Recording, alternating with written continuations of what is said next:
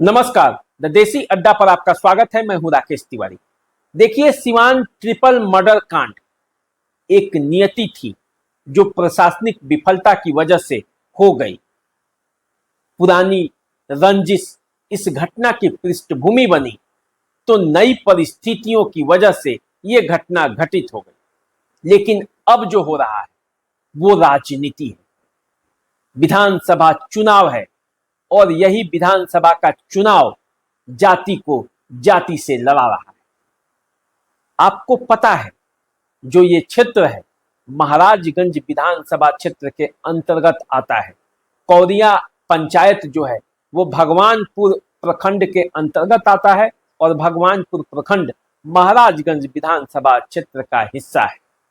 यदि आप विधानसभा चुनाव को देखेंगे और सिवान, सारण, गोपालगंज के चुनावी परिदृश्य को देखेंगे तो आपको ये पता चलेगा कि आखिर घटना के बाद जो जाति से जाति को लड़ाने का प्रयास हो रहा है, आखिर उसके पीछे कौन है। देखिए, इस मामले से सबसे ज्यादा राजनीतिक नुकसान एनडीए को होने जा रहा है। एनडीए को 2025 के विधानसभा चुनाव में बड़ा नुकसान झेलना पड़ सकता है।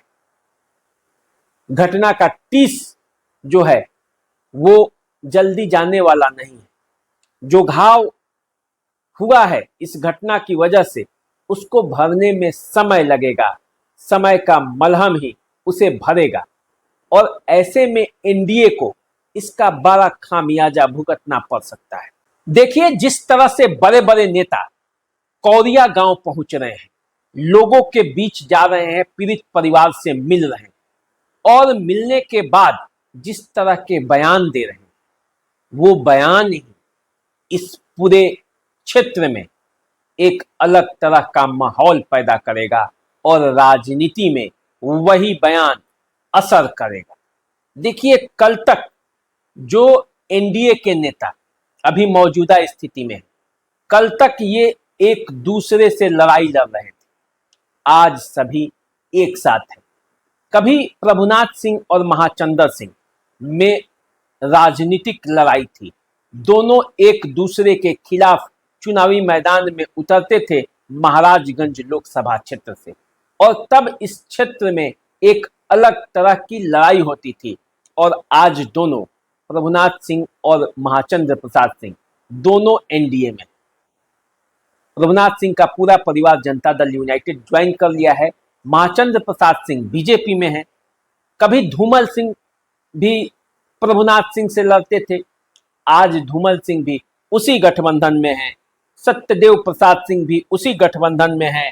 कामेश्वर सिंह मुन्ना भी उसी गठबंधन में है और कई ऐसे नेता जो महाराजगंज में लड़ते थे वो अब एक ही गठबंधन में आ गए और जिस गठबंधन में आए हैं उन्हीं गठबंधन के जो वोटर्स हैं, उनके बीच जो जातियां हैं, जिसको कहा जाता है बिहार में कि भूमिहार और राजपूत एनडीए के वोटर हैं, उन्हीं के बीच ये लड़ाई लगी है। तो ये लड़ाई कौन लगाया है? घटना के बाद जो परिस्थिति उत्पन्न हुई है उसमें किसी ने अपराधी के पक्ष में कोई बयान नहीं दिया है और न कोई ये कहा है कि अपराध जो हुआ है वो अच्छा है।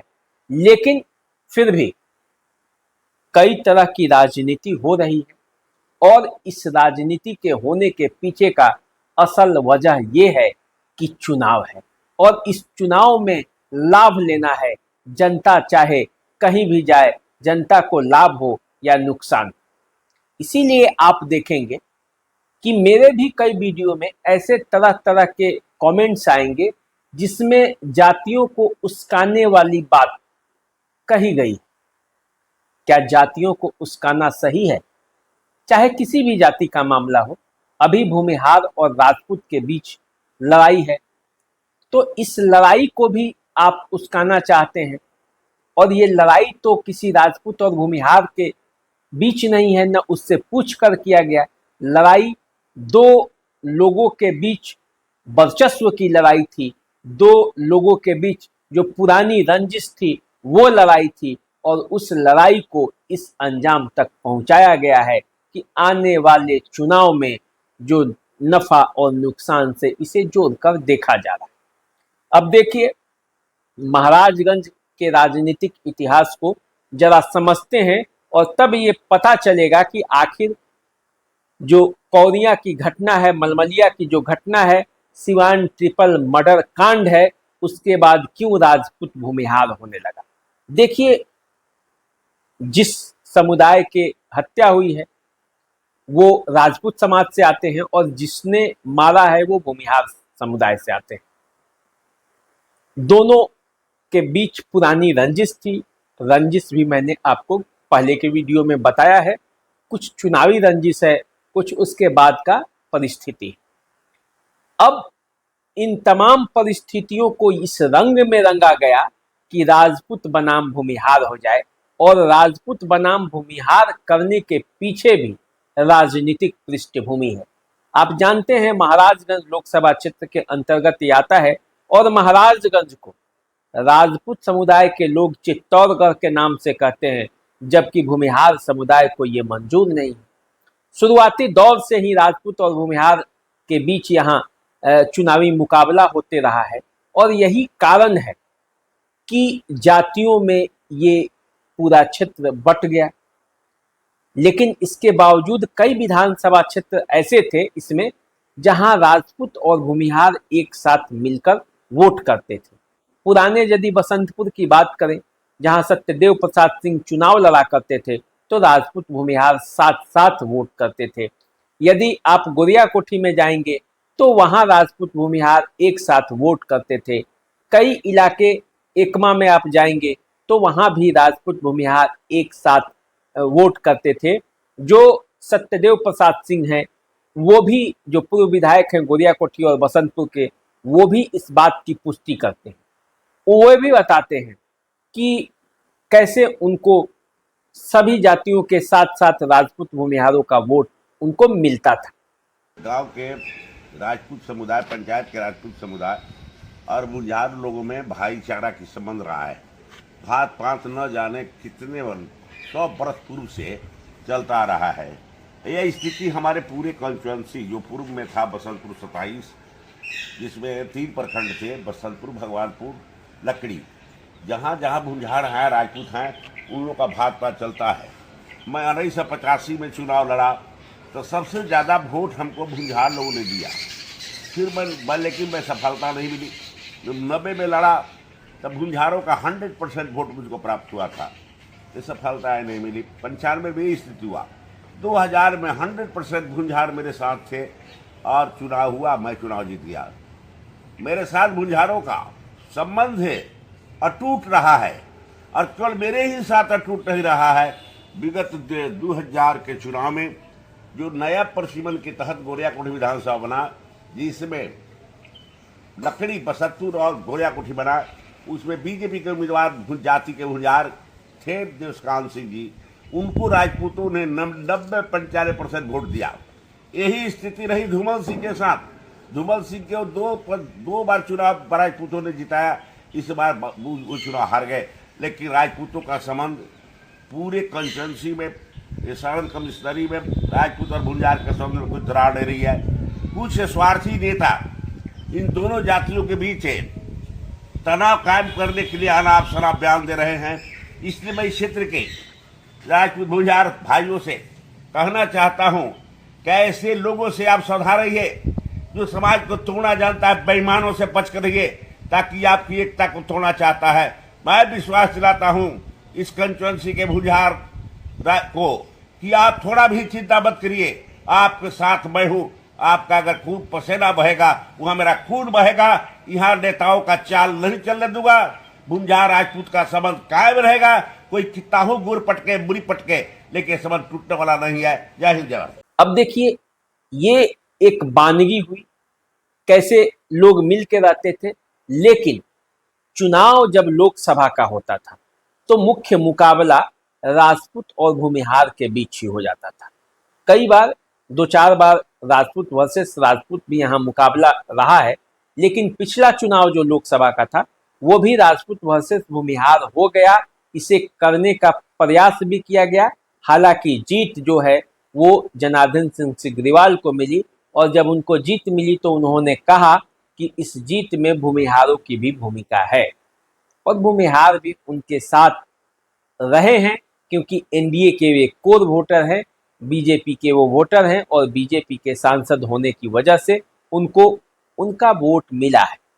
लेकिन जब लड़ाई करने कोई आता है तो तरह तरह के राजनीतिक बोली बोली जाती है, और उस राजनीतिक बोली की वजह से जनता के बीच में तनाव होता है। अब ये जो घटना घटने के जस्ट बाद से ही ये मामला उठने लगा और इसे तूल दिया जाने लगा। जिसको इसका लाभ होने वाला है वो इस मामले को हवा दे रहा है, जिसको इससे नुकसान होने वाला है वो चाहता है कि किसी भी कीमत पर यह मामला दब जाए। अब जनता को ये सोचना है कि असल में हो क्या रहा है, जो होना है वो हो रहा है, या केवल जाति को जाति से लड़ाने की बात हो रही है। नेता अगर नहीं सचेत रहे तो जनता कल आमने सामने होगी, और इसका खामियाजा भी उन्हीं को भुगतना पड़ेगा। देखिए, जब समाज टूटता है तो उसका अंततः ध्वंस जो है वो उन्हीं को झेलना पड़ता है। आज से कुछ वर्ष पहले तक जिस तरह के लोग थे, आपस में मिलकर रहते थे, वैसी स्थिति को बनाने में पुराने लोगों को बहुत मेहनत करना पड़ा होगा। अब दौर बदल रहा है। चुनाव में जो है वो आप देखते होंगे कि किस तरह भाषाई मर्यादा टूट रही है, और उसी तरह से चुनाव में अलग अलग तरीके आजमाए जा रहे हैं। पुराने अंकगणित को फिर नए तरीके से सॉल्व किया जा रहा है, और ये प्रयास किया जा रहा है कि किस तरह से विधानसभा चुनाव में अगल बगल के सीटों पर समीकरण इधर से उधर हो जाए। देखिए, पूरा विपक्ष इस बात के लिए नीतीश कुमार सरकार को कटघरे में खड़ा कर रही है कि बिहार में सुशासन की सरकार नहीं बल्कि जंगल राज 2 है। इस बात में कोई दो राय नहीं। नीतीश कुमार की जो सरकार है वो कानून व्यवस्था को पटरी पर लाने में पूरी तरह से विफल साबित हुई है। पिछले कुछ महीनों से यदि आप देखेंगे तो बिहार का कानून व्यवस्था पटरी पर नहीं है, और ये कहीं ना कहीं से एनडीए के विफलता का कारण बन सकता है। जिस तरह से आरजेडी के विफलता के लिए, आरजेडी के सफाया के लिए जंगल राज का जो एक ऐलान था वो काम किया, उसी तरह से चुनाव के ठीक पहले एनडीए के लिए ये नुकसानदेह साबित हो सकता है। जिस तरह से कानून व्यवस्था पर सवाल उठ रहे हैं, जिस तरह से पटना में गोपाल खेम का बड़े व्यवसायी की हत्या हुई, यदि उस व्यवसायी से कोई मिलने जाता है तो उस पर उसको भी धमकी मिलने लगता है। यदि छपरा में मर्डर हो रहा है, सिवान में मर्डर हो रहा है, इन हत्याओं के पीछे कौन है और प्रशासन आखिर विफल क्यों है, इस बात का भी पता लगाना जरूरी है। चुनाव आया है तो चुनाव के साथ साथ राजनीति भी साथ में लाया है, तो अब इस राजनीति पर सरकार को ही ध्यान देना होगा, क्योंकि भैया सरकार तो आप ही की है, पुलिस भी आप ही की है, और यदि आप विफल होंगे तो इसका खामियाजा भी आप ही को भुगतना पड़ेगा। तो चलिए, जनता सब देख रही है, जनता सब समझ रही है, और वे जान रही है कि इस चुनाव में उसे किसके साथ जाना है और किसके साथ नहीं जाना है। तो जनता को जो फैसला लेना होगा वो समय पर लेगी, लेकिन फिलहाल सिवान के लोगों को, मलमलिया के लोगों को, कोरिया के लोगों को इस बात का ख्याल रखना होगा कि किस तरह से आपसी सामंजस्य बना रहे। फिलहाल आप हमें दीजिए इजाजत, चैनल को सब्सक्राइब कर लीजिए, फेसबुक इंस्टाग्राम पर हमें फॉलो कीजिए। नमस्कार।